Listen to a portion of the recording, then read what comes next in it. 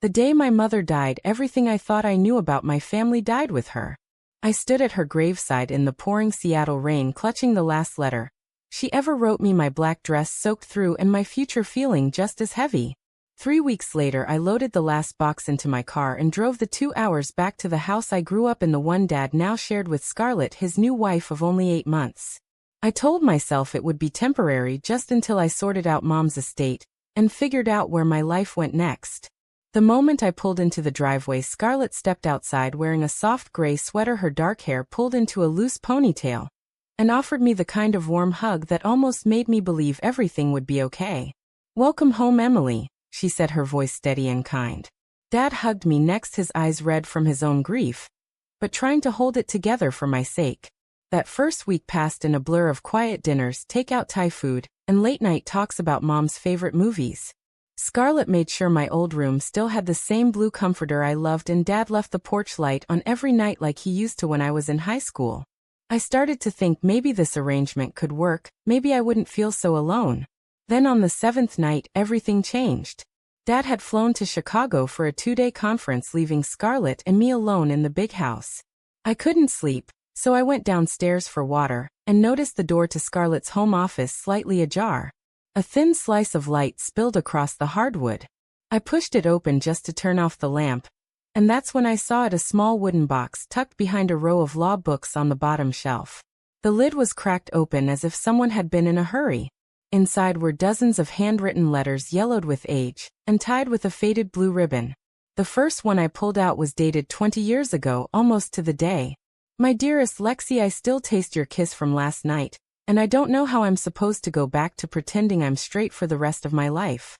Robert proposed today and I said yes because I'm terrified of what my parents will do if they ever find out about us. But know this, every time I say I love him, a part of me is dying inside. You are my real forever. Always yours, Scarlett." My hands started shaking so hard the paper rattled. I kept reading letter after letter, each one more desperate than the last. 20 years of secret meetings, stolen weekends in cabins outside Portland, coded text messages, and promises to find a way to be together someday. The most recent letter was dated only 3 months ago, right before Mom died. It ended with, "Lexi, I can't keep living this lie much longer. Emily will be coming home soon, and I'm scared she'll see right through me. But I still choose you every single day, even when it destroys me." I heard the front door open downstairs and Scarlett's voice calling softly, "Emily? You still up?" I shoved the letters back into the box, my heart hammering so loud I was sure she could hear it from the hallway. In that single moment, my entire world cracked wide open. The woman who had welcomed me with open arms, the wife my father had chosen to rebuild his life with, had been in love with another woman for 2 decades, and had hidden it from everyone, including the daughter, who had just lost her mother. I didn't know whether to scream or cry or run. All I knew was that nothing in this house would ever feel safe again. I barely slept that night. Every time I closed my eyes, I saw Scarlett's handwriting looping across those pages, confessing a love so deep it had survived marriage, funerals, and decades of pretending. By morning, I had convinced myself it had to be a mistake, some old college fling that ended years ago. But when I came downstairs, Scarlett was already at the kitchen island slicing strawberries for breakfast, her smile bright and normal. "Morning, sleepyhead. Coffee's ready." She looked exactly like the woman who had helped me pack away Mom's clothes last month, not like someone carrying a 20-year secret. I forced myself to sit down and act normal, but my hands shook when I lifted the mug. "Dad called from Chicago," she said, sliding a plate toward me. "He'll be back tomorrow night. How are you holding up?" Before I could answer, the doorbell rang. Scarlett's face lit up in a way I had never seen before. She opened the door and there stood Lexi, tall with short silver-streaked hair and sharp green eyes, carrying 2 reusable grocery bags. "I brought the good bagels from that place on Pike," Lexi said, stepping inside like she belonged here. She hugged Scarlett a second longer than necessary, their bodies fitting together with the kind of ease that only comes from years of practice. When Lexi noticed me, her smile faltered for the tiniest fraction of a second, then recovered. "You must be Emily. I've heard so much about you." Her voice was warm, but her eyes studied me carefully, like she was measuring exactly how much I already knew. Over breakfast, the 3 of us talked about nothing important, weather, traffic, the new exhibit at the art museum, but every glance between Scarlett and Lexi carried an entire conversation I wasn't part of. I watched them the way they passed the cream without asking, the way their fingers brushed when reaching for the same napkin, and suddenly every polite interaction from the past week felt like a performance. After Lexi left to run errands, Scarlett turned to me with that same gentle smile. She's been my best friend since college. I don't know what I'd do without her. The lie sat between us, heavy and poisonous. I couldn't hold it in anymore. I found the box, I said, my voice cracking. The letters. All of them. Scarlett's face drained of color. She set her coffee down so carefully it didn't even clink. For a long moment the only sound was the refrigerator humming. Then she whispered, "How much did you read?" "Enough to know you've been lying to my father for 20 years, I answered. "Enough to know you're in love with Lexi and never stopped." Scarlett closed her eyes, and when she opened them again they were shining with tears she refused to let fall. "Emily, please. This isn't something I can explain in 5 minutes. Your father can never know. Not ever." Her voice trembled, but there was steel underneath it, the same steel that had kept this secret alive for 2 decades. I wanted to hate her. I wanted to scream that she had betrayed my mother, my father, and now me. Instead I felt something worse, pity mixed with fear, because I could already see the storm coming, and I didn't know which side I was supposed to stand on. That afternoon Lexi came back and the 3 of us sat in the living room with the letter spread across the coffee table like evidence in a trial. Lexi took Scarlett's hand right there in front of me. "No more hiding. We tried to end it 100 times, Lexi said, her voice steady. But every time we tried it felt like dying. So we got really good at living 2 lives. Scarlett looked at me, then really looked at me. "I loved your mother, Emily. I did. But I was never in love with her. And I was never in love with your father. I married him because it was the only way I could keep Lexi in my life without losing everything else, my family, my career, my future. I know how selfish that sounds. But I was 24 and terrified." I stared at the 2 women who had just blown my entire understanding of love and family to pieces. Outside the rain started again, tapping against the windows like it was trying to get in. Inside the house the silence felt louder than any scream. I didn't know what to say, so I said the only thing that felt true. "Dad comes home tomorrow. What are we going to do?" Neither of them answered because none of us knew. And that was the moment I realized I wasn't just watching their secret anymore. I had become part of it. The next 24 hours passed in a haze of whispered conversations and careful silences. Dad's flight was delayed, so we had one more night to figure out how to look him in the eye.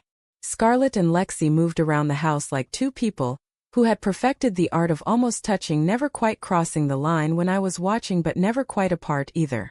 I kept waiting for the guilt to hit them harder, but all I saw was exhaustion and a fierce kind of relief that the secret was finally out to at least one person. At 2 in the morning I heard soft crying from the guest room where Lexi was staying. I crept to the door and saw Scarlett sitting on the edge of the bed holding Lexi's face in both hands. "I can't lose you," Scarlett whispered. "Not after everything." Lexi kissed her forehead and answered, "Then stop making me live in the shadows. I'm tired of being your secret. Emily knows now. Maybe it's time your husband does too." Scarlett pulled away like she'd been burned. "You know what that would do to my career. To this family. To Emily." Their voices rose and fell in the dark until I couldn't listen anymore. I went back to my room and stared at the ceiling until the sun came up. Dad arrived home the next afternoon, tired but smiling. He kissed Scarlett on the cheek the way he always did and ruffled my hair like I was still 12. "Missed my girls," he said. The lie sat in my throat like glass. That same evening Lexi's phone rang while we were all eating lasagna. She stepped outside to take the call, and when she came back her face was white. "There's been an accident," she said, her voice shaking. "My car got hit by a truck on the 520 bridge. The other driver is claiming I ran a red light. They want to sue for medical bills and pain and suffering. The police want a statement tomorrow." Scarlett was on her feet instantly. "I'll call my firm. We'll handle it." But Lexi shook her head. "It's not just that. The paramedics took me to the hospital and they ran tests. My blood pressure was through the roof and they found an old heart condition I never told anyone about. If this lawsuit goes public, they'll dig into everything, my medical records, my phone, my entire life." She looked straight at Scarlett when she said it. The implication hung in the air like smoke. Dad frowned. "Lex, you've been in our lives forever. We'll help any way we can." I watched Scarlett's face crack for the first time in front of him. She reached for Lexi's hand, then stopped herself, remembering we weren't alone. That night after Dad went to bed, Scarlett and Lexi argued in the kitchen in low, fierce voices. I stood in the hallway listening. "This lawsuit could destroy us," Lexi said. "If they subpoena my phone records, they'll find 20 years of messages, photos, everything." Scarlett's reply was barely audible. "Then we deny everything. We say it was just friendship. Emily will back us up. She has to." I stepped into the light, then unable to stay hidden anymore. "Don't put this on me," I said, my voice shaking. "I just lost my mom. I didn't sign up to lie for the rest of my life." Scarlett turned to me, eyes desperate. "Emily, please. If this comes out now, your father will be humiliated. The firm will drop me. You'll lose the house, the support, everything your mother wanted for you." Lexi looked at me too, her green eyes steady. "Or you can help us tell the truth and finally let us live." Two paths stretched in front of me, both ending in wreckage. I didn't know which one would kill me slower. The next morning, the first reporter called the house asking for comment on the high-profile lesbian affair, allegedly involving prominent attorney Scarlett Reynolds. Someone at the hospital had talked. The secret was no longer ours to keep. The scandal hit social media before noon. Scarlett and Lexi trended locally within hours. Someone had leaked a blurry photo from the hospital, Lexi's head on Scarlett's shoulder, while Scarlett whispered something close to her ear. The comments were vicious. Cheating on her husband with a woman for 20 years? Disgusting. Fake marriage for cover. Poor Robert. Dad stared at his phone in the kitchen, his face going from confusion to disbelief to something colder than anger. "Is this true?" he asked Scarlett, his voice dangerously quiet. Scarlett didn't answer right away. She looked at me first like she was begging me to choose. I stayed silent, my throat closed tight. Lexi stepped forward. "It's true, Robert. All of it. I'm sorry you had to find out this way." Dad's hands shook as he set his phone down. 20 years. While we were married. While Emily's mother was alive. He looked at me then. "Did you know?" I nodded because I couldn't lie to his face. The betrayal in his eyes cut deeper than any scream could have. Within hours, the lawsuit escalated. The other driver's attorney filed papers demanding all communication records between Scarlett and Lexi, citing potential fraud in the marriage as a motive for reckless behavior. Scarlett's law firm put her on administrative leave, pending an internal investigation. Reporters camped outside the house. One particularly aggressive blogger posted old photos of Lexi and Scarlett from a college trip 20 years ago with the caption, "The real love story nobody knew about." Dad moved into the guest room that night without saying another word. I lay in my bed listening to Scarlett cry in the master bedroom and Lexi pacing in the hallway. Every decision felt like it carried the weight of a life sentence. If I told the media what I knew, it would destroy Scarlett's career and Dad's reputation forever. If I stayed silent, I would be complicit in 20 years of lies and watch Lexi lose everything in the lawsuit. The next morning, Scarlett cornered me in the hallway. "Emily, I need you to tell the reporter outside that Lexi and I are just friends. That the letters were forged or exaggerated. I'll lose my license if this goes any further." Her eyes were red-rimmed but determined. Lexi stood behind her, shaking her head. "Don't do it, Emily. Don't make her choice for her. She's been making mine for 20 years. I looked at both of them, the woman who had become my stepmother, and the woman she had loved longer than I had been alive. Outside, the reporters shouted questions. Inside, my future hung in the balance. I opened my mouth to answer, but the words wouldn't come. Because no matter what I chose, someone I loved was going to lose everything. The pressure became unbearable by the end of the week. Dad filed for separation and moved to a hotel downtown. He left a note on the kitchen table that simply said, "I need time." Scarlett's firm officially terminated her partnership, citing reputational damage. Lexi's lawsuit ballooned when the other driver's attorney added claims of emotional distress tied to the deceitful lifestyle that allegedly caused the accident. Every news outlet in Seattle ran the story. My own phone buzzed nonstop with messages from old friends and distant relatives asking if it was true. I stopped answering. One night, Scarlett and Lexi sat me down at the dining table with stacks of legal papers spread out like a battlefield. "We have two options," Scarlett said, her voice hoarse from lack of sleep. "We fight the lawsuit quietly and I issue a statement denying any romantic involvement. Or we come out publicly and risk losing the house, the savings, everything." Lexi reached for her hand, but Scarlett pulled away. "I can't lose you," Lexi whispered. "But I can't keep watching you destroy yourself to protect a lie." I watched them circle each other, the love still there but cracked by years of fear. Scarlett turned to me. "Emily, you're the only one the public might believe. If you tell them it was all exaggerated, that Lexi and I are just friends who got caught in a misunderstanding, this could all go away." Her voice broke.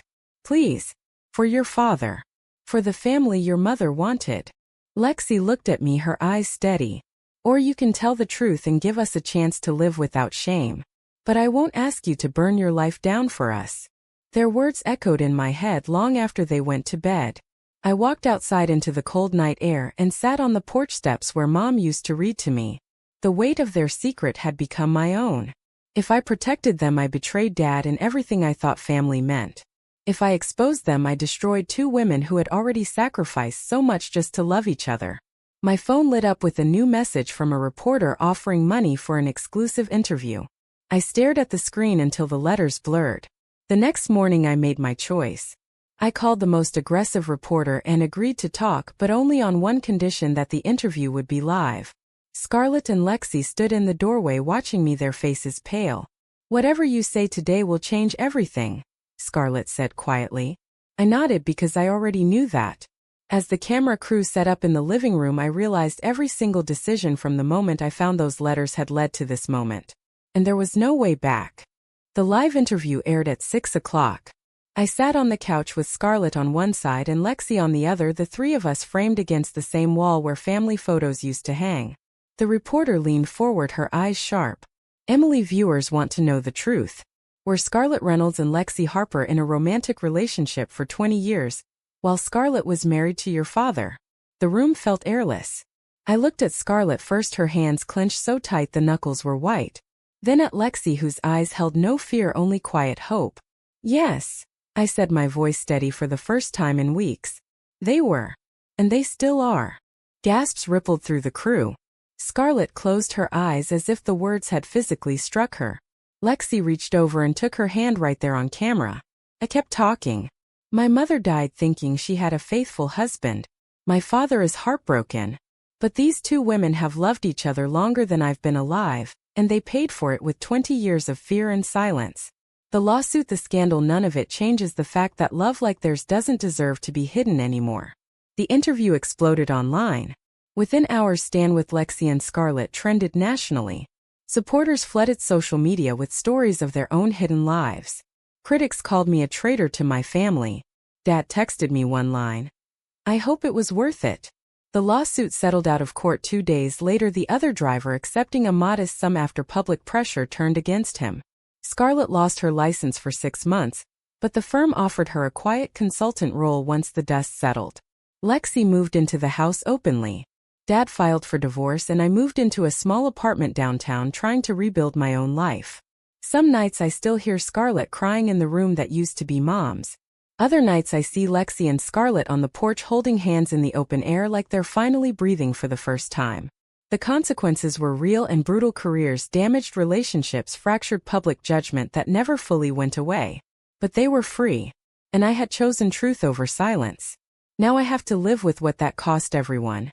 Was protecting their love at the expense of my father's trust the right decision, or the most selfish one I'll ever make? True or false?